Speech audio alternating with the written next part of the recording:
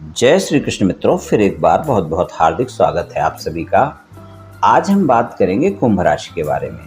कुंभ राशि के अगस्त, सितंबर और अक्टूबर महीने के राशिफल की चर्चा करेंगे और राशिफल में आपके धन, कैरियर, व्यापार, नौकरी, परिवार, शिक्षा, स्वास्थ्य, वैवाहिक संबंध, प्रेम संबंध सभी बातों की चर्चा करेंगे और अंत में उपाय की चर्चा भी करेंगे। इसलिए वीडियो को पूरा अंत तक देखें व सुनें, तभी आप कुंभ राशि वालों के राशिफल की पूरी जानकारी प्राप्त कर पाएंगे।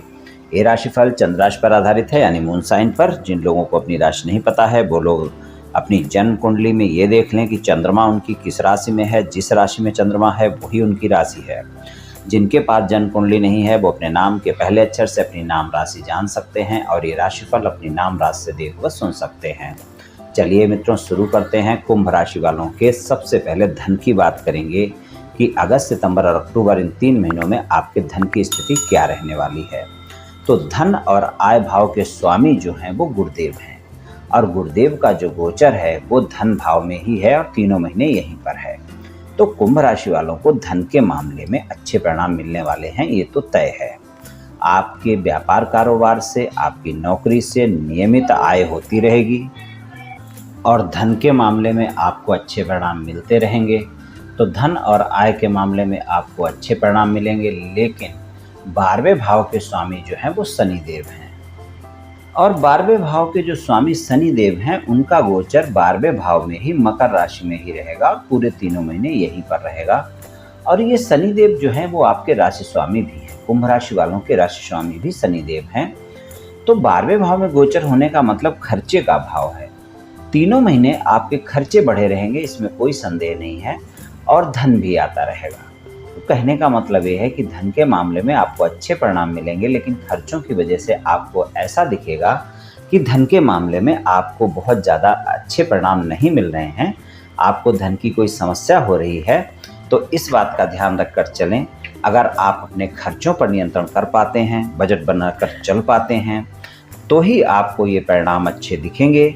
वरना आपके राशि स्वामी और आपके 12वें भाव के स्वामी शनिदेव 12वें भाव में ही हैं, खर्चे के भाव में ही हैं। तो आपके स्वास्थ्य को लेकर, आपके जीवन साथी के स्वास्थ्य को लेकर, आपके परिवार के किसी सदस्य के स्वास्थ्य को लेकर, आपकी संतान के स्वास्थ्य को लेकर खर्चे देखे जा सकते हैं और आपके खर्चे बढ़े रहने के कारण आपको ये जरूर महसूस होगा कि धन के मामले में आपको अच्छे परिणाम नहीं मिल रहे हैं, लेकिन धन आपको आता रहेगा नियमित स्रोतों से और धन के मामले में आपको दिक्कत नहीं है। पर आप अपना बजट बनाकर चलें, इस बात का ध्यान विशेष रखकर आपको चलना है इन 3 महीनों में। बात करते हैं आपके व्यापार और नौकरी की। व्यापार की बात करें तो 10वें भाव के स्वामी आपके मंगल हैं और मंगल जो है 10 अगस्त से वृषभ राशि में रहेंगे, यानी कि उनकी दृष्टि आपके 10वें भाव पर आ जाएगी और 16 अक्टूबर से वो मिथुन राशि में आ जाएंगे, जब उनकी दृष्टि आय भाव पर आ जाएगी, पंचम भाव में आ जाएंगे। और 10 अगस्त से पहले उनकी जो गोचर रहेगी वो रहेगी मेष राशि में। तो आपके उनकी जो दृष्टि है वो 10वें भाव पर भी रहेगी और भाग्य भाव पर भी रहेगी। तो भाग्य भाव और 10वें भाव पर दृष्टि रहने से आपको भाग्य का साथ भी मिलेगा और व्यापार कारोबार में भी आपको अच्छे परिणाम देखने को मिलेंगे। और 10 अगस्त से जब उनके वृषभ राशि में गोचर हो जाएगा मंगल का, आपके जो कि आपके 10वें भाव के स्वामी हैं और तीसरे भाव के स्वामी हैं, तो उनकी सप्तम दृष्टि 10वें भाव पर आ जाएगी और अष्टम दृष्टि एकादश भाव पर जाएगी। तो वहाँ पर भी आपको अच्छे परिणाम देखने को मिलेंगे। और 16 अक्टूबर से मिथुन राशि में रहेंगे, वहाँ पर भी सप्तम दृष्टि आय भाव पर उनकी बनी रहेगी, लेकिन वहाँ से आपके खर्चे भी बढ़ेंगे, ये क्लियर हो जाएगा, क्योंकि दृष्टि उनकी अष्टम जो है 12वें भाव पर चली जाएगी और वहाँ पर शनिदेव भी हैं।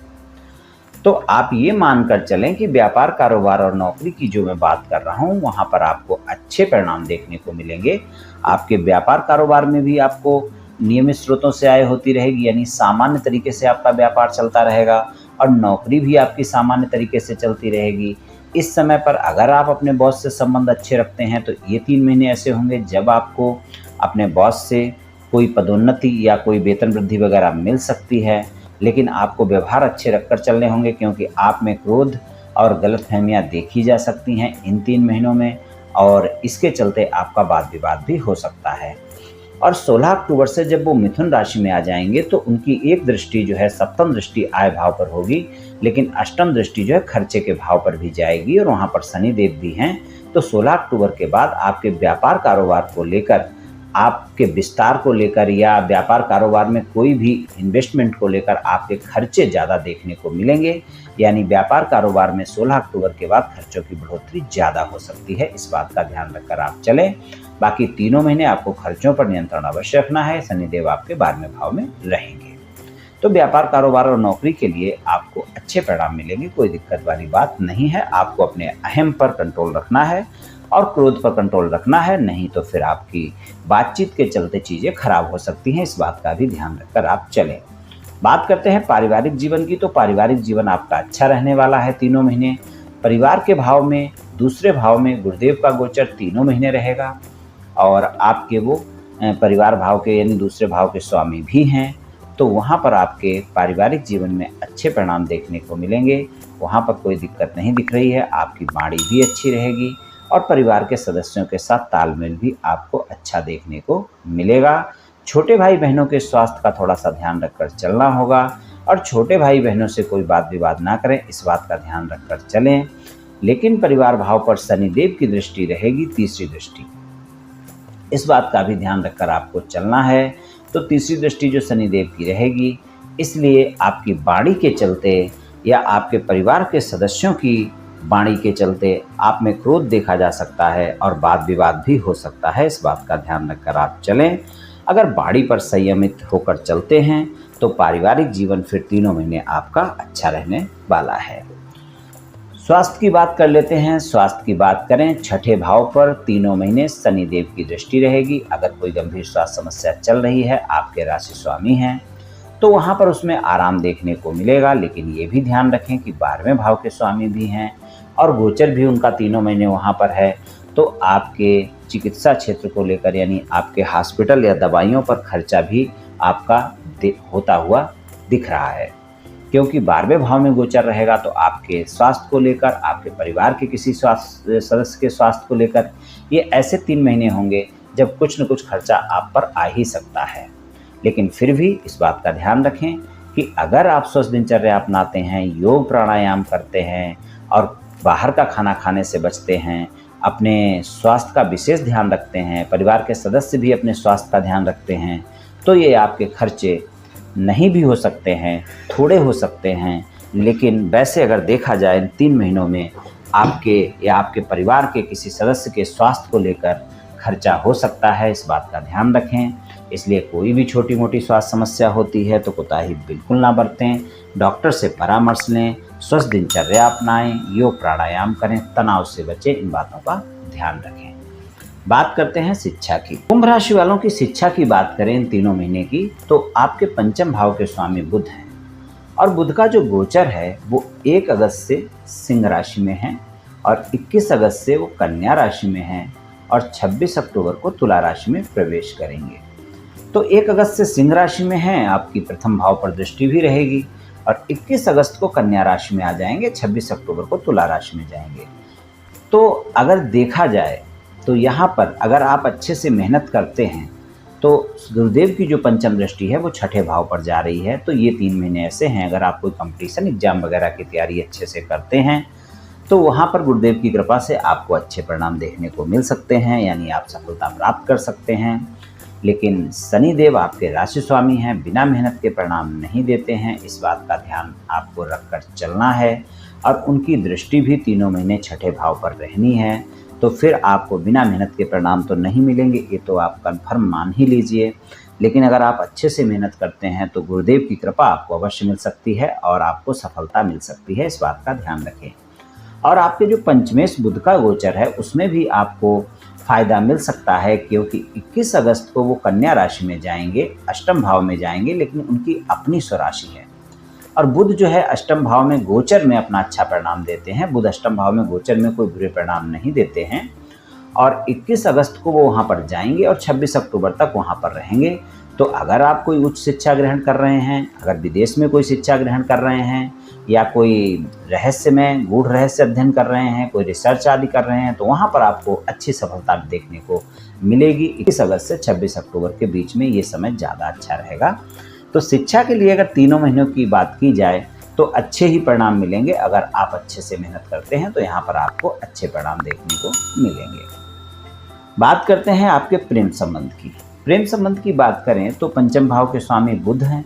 बुध का गोचर मैंने अभी आपको बताया है कि जब 1 अगस्त से सिंह राशि में रहेंगे 21 अगस्त तक, तो प्रेमी प्रेमिका के लिए ये समय ज़्यादा अच्छा रहेगा 1 अगस्त से 21 अगस्त तक का। यहाँ पर जो लोग सिंगल हैं, साथी की तलाश में हैं, उन्हें कोई मित्र भी मिल सकता है और यहाँ पर आपके प्रेम संबंधों में ज़्यादा मधुरता देखने को मिलेगी। और 21 अगस्त से 26 अक्टूबर तक का जो समय होगा वहाँ पर आपको अपने प्रेमी प्रेमिका से संबंध अच्छे रहेंगे, दिक्कत वाली कोई बात नहीं है। लेकिन वहाँ पर आपके बीच बीच में कोई छोटी मोटी बातों को लेकर वाद विवाद ज़्यादा हो सकते हैं, इस बात को ध्यान रखकर चलें। और अगर आपने वहाँ पर अपने वाणी को नहीं संभाला यानी नहीं संयमित किया, धैर्य से काम नहीं लिया, तो ये वाद विवाद ज़्यादा भी बढ़ सकते हैं। इस बात का ध्यान रखकर चलना है इन तीनों महीने। और 26 अक्टूबर के बाद नवम भाव में गोचर हो जाएगा तुला राशि में, लेकिन वहाँ पर भी केतु हैं। तो कहना चाहिए कि 1 अगस्त से 21 अगस्त तक का समय ज़्यादा बेहतर समय है। उसके बाद आपको प्रेम संबंधों में सामान्य परिणाम ही देखने को मिलेंगे। बात कर लेते हैं वैवाहिक संबंधों की। अगर वैवाहिक संबंधों की बात करें तो सप्तम भाव के स्वामी सूर्य हैं और सूर्य 3 बार राशि परिवर्तन करेंगे 3 महीने में। 17 अगस्त से वो सिंह राशि में आएंगे, उससे पहले वो कर्क में रहेंगे 6ठे भाव में। तो 17 अगस्त तक आपको अपने जीवन साथी के स्वास्थ्य का ध्यान रखकर चलना होगा और जीवन साथी से व्यर्थ के बाद विवाद से भी बचना होगा। और 17 अगस्त से 17 सितंबर तक का ऐसा समय होगा जब अगर आपके जीवन साथी से कोई भी मतभेद आपका चल रहा है, तो वो अगर मनमुटाव समाप्त करना चाहते हैं तो उस समय पर आप प्रयास करें। आपका मनमुटाव यानी आपके मतभेद आपके जीवन साथी के साथ समाप्त हो सकते हैं। 17 अगस्त से 17 सितंबर तक का ऐसा समय है। लेकिन एक चीज़ का ध्यान रखकर चलना होगा, वहाँ पर आपको अहम नहीं दिखाना है, घमंड नहीं दिखाना है, क्योंकि अगर आपने अहम को दिखाया तो आपके संबंध अच्छे नहीं होने वाले, आपकी समस्या नहीं सुलझने वाली है। ये भी आप ध्यान रखकर चलें।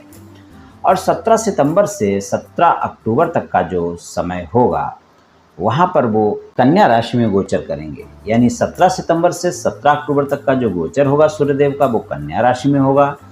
इस समय पर आपके जीवन साथी से अगर कोई वाद विवाद चल रहा है तो वो सुलझना मुश्किल रहेगा, क्योंकि इस समय पर आप अपने ससुराल पक्ष के लोगों से छोटी मोटी बातों को लेकर वाद विवाद कर सकते हैं। इसलिए इस बात का ध्यान रखकर चलें कि 17 सितंबर से 17 अक्टूबर के बीच का जो समय है वहाँ पर आप अपने ससुराल पक्ष के लोगों से संयमित होकर बात करें तो ये आपके लिए ज़्यादा अच्छा रहेगा।